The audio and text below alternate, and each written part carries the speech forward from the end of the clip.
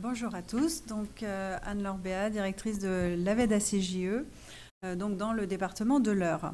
Alors désolée Nora, je vais parler d'innovation et d'adaptabilité.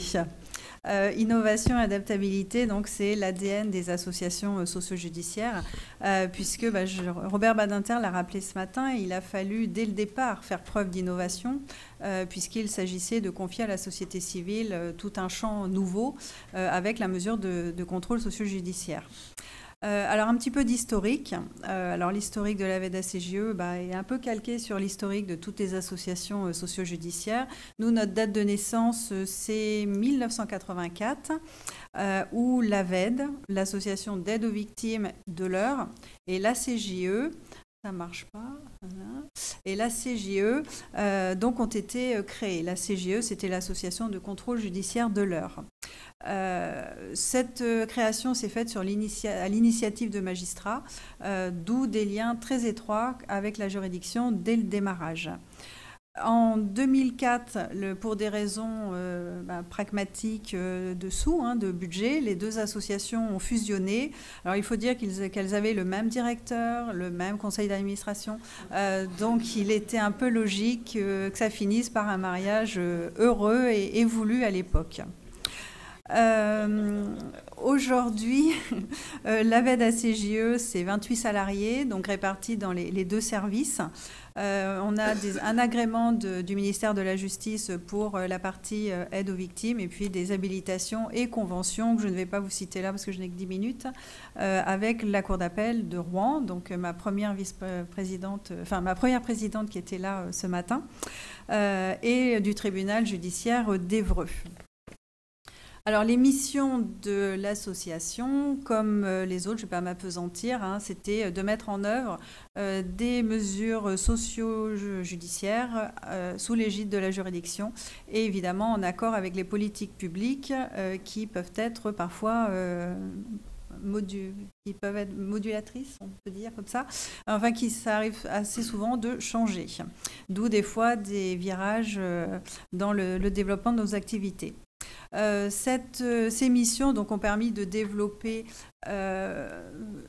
durant les 4 dernières décennies donc, une expertise dans la mise en œuvre de ces mesures socio-judiciaires, mais aussi dans l'accompagnement du public justice, qui est quand même une particularité de notre secteur. Ça a permis de développer aussi les capacités d'adaptation à la temporalité de la procédure pénale, qui peut être parfois très rapide ou au contraire très longue. Ça, tout le monde le sait. Capacité d'adaptation aussi à l'évolution des politiques publiques qui peuvent changer du tout au tout, du lendemain, sans préavis. Voilà, donc là, il faut aussi s'adapter. Et des capacités d'innovation et de co-construction avec les juridictions afin de produire des réponses pénales qui peuvent être adaptées. Alors, on m'a demandé de faire du concret et de parler de la façon dont de donner des exemples dont les associations socio-judiciaires sont capables de s'adapter à une demande d'un magistrat, une demande ponctuelle ou plus dans la durée, et de co-construire avec la juridiction des exemples. Donc les exemples que je vais vous citer maintenant, ça illustre parfaitement les propos de Claire Toury de ce matin qui disait que le secteur socio-judiciaire et l'associatif, c'était avant tout un ancrage fort dans le concret. Donc je vais vous donner 3 exemples. Le premier exemple, ça va arriver, le stage de citoyenneté fraude fiscale. Donc le contexte, oui, ça va plomber l'ambiance là, mais vous allez être rassurés sur la conclusion. Donc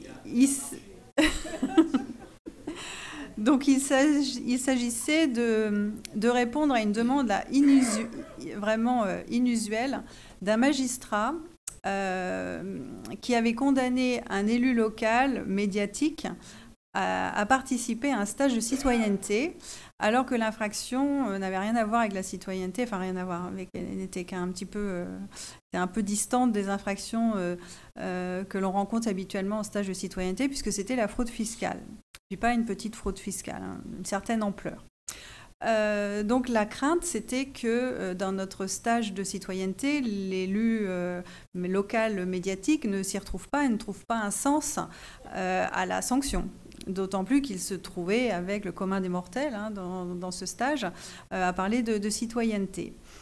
Donc après avoir mûrement réfléchi avec ma procureure de l'époque, on a décidé d'adapter de ce stage et de faire vraiment de la haute couture, donc du cousu main pour un stage et vraiment de rechercher à coller à la demande de ce magistrat. Donc on a trouvé de nouveaux partenaires. Grâce aussi à l'appui de la procureure. Hein. Donc on a eu une communauté d'agglomération qui a fait une intervention sur le rôle et les compétences des collectivités territoriales, ainsi que les moyens, notamment financiers, pour l'exercice de ces compétences. Autrement dire, voilà, on allait dans le cœur du sujet. La Direction générale des finances publiques aussi a été sollicitée et a réalisé une intervention sur le calcul de l'impôt, leurs fonctions, leur utilisation et les sanctions encourues. Ça les a beaucoup intéressés. Les intervenants du stage ont été choisis aussi triés sur le volet et choisis en fonction de leur capacité à mener leurs interventions dans ce contexte particulier. Il y avait vraiment des qualités de professionnalisme, de technicité, de posture, de charisme qui étaient nécessaires pour faire face à une personnalité aussi médiatique, mais aussi pour faire face à la grande disparité du groupe de stagiaires.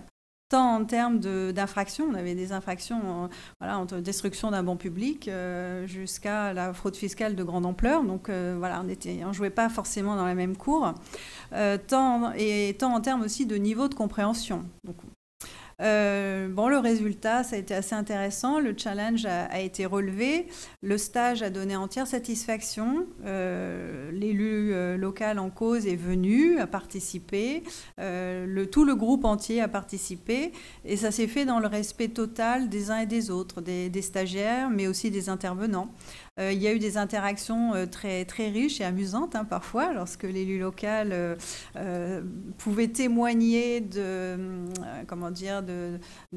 choses qu'il avait pu faire dans le cadre de la citoyenneté, ayant lui-même animé des stages de citoyenneté sur son territoire. Donc ça a été parfois assez cocasse. Et l'image, en tout cas, de la justice en est trouvée renforcée, en ce sens qu'une sanction pénale avait été posée sans distinction d'appartenance sociale. Parce que habituellement, dans les stages de citoyenneté, ce que l'on entend souvent, c'est que finalement les petits qui sont condamnés, les personnalités politiques, de toute façon, on leur dit jamais rien. Donc là, vraiment, c'était l'exemple parfait que, non, la justice peut frapper tout le monde, quelle que soit son appartenance sociale. Est-ce qu'il a réussi ? Alors le nom, non. Bon, je vous ai donné des éléments quand même, voilà. Mais non, j'ai décidé, d'un commun accord avec mon président, que nous ne donnerions pas le nom de ce personnage durant le stage. Et alors, quant à la récidive, pour l'instant, je pense que voilà, c'est pas fini avec lui, donc. Alors, l'exemple... ça ne marche pas. L'exemple 2. Alors, on reste sur le stage de citoyenneté. Mais alors là, une autre adaptation du stage de citoyenneté, le stage de travail illégal. Donc là, pareil, c'était un contexte assez particulier où le parquet avait fait le constat qu'il y avait une hausse vraiment assez conséquente d'infractions pour travail illégal sur le ressort. Mais des infractions qui relevaient finalement d'alternatives aux poursuites n'étant pas d'une gravité extrême. On a contacté, donc la procureure m'a contacté en me disant voilà Madame Béat, il va falloir que vous travaillez là-dessus, bien Madame le procureur. Donc on a tout de suite proposé comme base légale le stage de citoyenneté parce que ça n'existe pas dans le code. Un stage de travail illégal. Et donc, on a mis en place ce module. Alors, avec l'appui de la procureure, ce qui nous a bien aidé, nous avons eu l'URSSAF qui a bien voulu participer à ce stage et de créer un module relatif aux moyens de lutte contre le travail illégal. Un commissaire aux comptes aussi a accepté d'intervenir sur la responsabilité des personnes physiques et morales.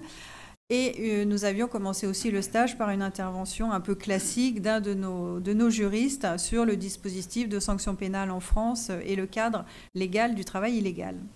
Le parquet, donc la procureure, avait validé ce stage et qui a donc été intégré dans notre guide des stages et donc dans la palette des réponses pénales de la juridiction.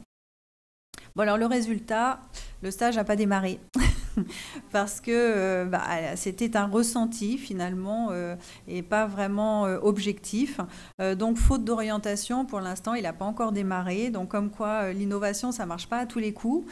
Mais au moins, voilà, l'idée aujourd'hui, c'est de re-questionner ces stages et cette orientation, d'apporter des mesures correctives. Et en cela, justement, c'est important qu'il y ait une bonne cohésion entre la juridiction et l'association, car ça permet de travailler cette innovation, cette co-construction, parce que ce n'est pas toujours un long fleuve tranquille. Il y a parfois des choses qui ne fonctionnent pas, donc il ne faut pas forcément jeter le bébé et l'eau du bain en même temps, mais essayer de s'interroger et de voir comment améliorer les choses. Donc là, l'idée pour ce stage, c'est de refaire début 2023 une évaluation et d'en tirer les conclusions pour soit abandonner, soit remodifier ce stage. Et le dernier exemple, donc, je vais vous présenter, si ça veut bien venir. Voilà, c'est ce que l'on a appelé le dispositif échec de mesures alternatives VIF. Donc ça, c'est un exemple qui témoigne parfaitement de l'inversion du paradigme selon lequel il n'était pas du tout judicieux qu'une même association s'occupe à la fois des auteurs et des victimes. Au niveau du contexte, il s'agissait de renforcer les dispositifs locaux de violence conjugale dans un contexte de priorisation de ce contentieux par les politiques publiques et au local également.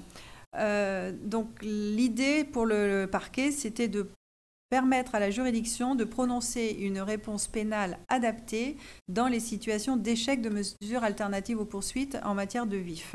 Donc là, on a construit carrément une véritable passerelle entre les délégués du procureur et le service d'aide aux victimes de l'association. Les DPR donc, avaient la possibilité de saisir le service d'aide aux victimes au moyen d'un formulaire classique de saisine. L'aide aux victimes contactait les victimes et faisait un rapport de situation qui était envoyé au DPR, agrafé donc, à son propre rapport de carence et envoyé au parquet. Donc là, le magistrat pouvait ainsi prendre une décision éclairée et actualisée sur les suites qu'il voulait donner à l'échec, à la carence de mesures alternatives. Et ce qui lui permettait de suivre ces situations qui habituellement sont un peu perdues de vue dans la masse du contentieux, dans la masse des alternatives aux poursuites. Donc le résultat, c'était un outil quand même pertinent dont s'est dotée la juridiction, qui est utilisé, qui monte en puissance depuis 2 ans et qui permet donc de graduer les réponses de façon très réactive dès lors qu'un échec est constaté au tout premier stade des alternatives aux poursuites. Donc en conclusion, je suis dans mes 10 minutes, Vincent, je crois. Oui. Donc depuis 40 ans, les associations sont les partenaires du quotidien des juridictions. Ça, on l'a vu ce matin, c'est établi. Elles mettent en œuvre donc toutes ces réponses pénales avec un double objectif, répondre à la demande des juridictions, tout en faisant preuve de pédagogie auprès des personnes condamnées ou des justiciables, afin qu'ils puissent donner un sens à la sanction pénale. Les associations s'adaptent aux demandes des magistrats, aux conditions de réalisation des mesures, aux besoins de réponse de proximité des justiciables. Elles innovent en imaginant de nouveaux outils, elles professionnalisent leurs équipes. On a vu avec notamment le département formation de la fédération qui est assailli de demandes, en tout cas de l'association. Enfin, bref, elles font un travail qui répond parfaitement à leur mission. Et pourtant, dans un contexte qui est de plus en plus concurrentiel en milieu associatif. Et donc, il est urgent de mettre en place des outils qui permettraient de sécuriser les relations de travail entre les juridictions et les associations. On a déjà cité les conventions pluriannuelles d'objectifs, les chartes d'engagement réciproque. Voilà. Enfin, ce serait intéressant de pouvoir mettre en place des outils comme ça pour sécuriser les activités des associations. ma première présidente de cour d'appel, on en a parlé lors du repas, et voilà, elle aussi, elle estime que ce serait quand même vraiment bien qu'on puisse sécuriser les associations et qu'elles ne vivent pas dans le stress permanent de savoir si les moyens vont être reconduits et si leurs actions innovantes vont pouvoir perdurer. Les associations donc sont prêtes, hein. Enfin, je parle pour moi, mais je pense que tout le monde est d'accord, pour engager une réflexion en profondeur avec le ministère de la Justice, hein, sur ces aspects-là, car effectivement c'est un enjeu majeur si les juridictions veulent continuer à avoir des associations innovantes en leur sein.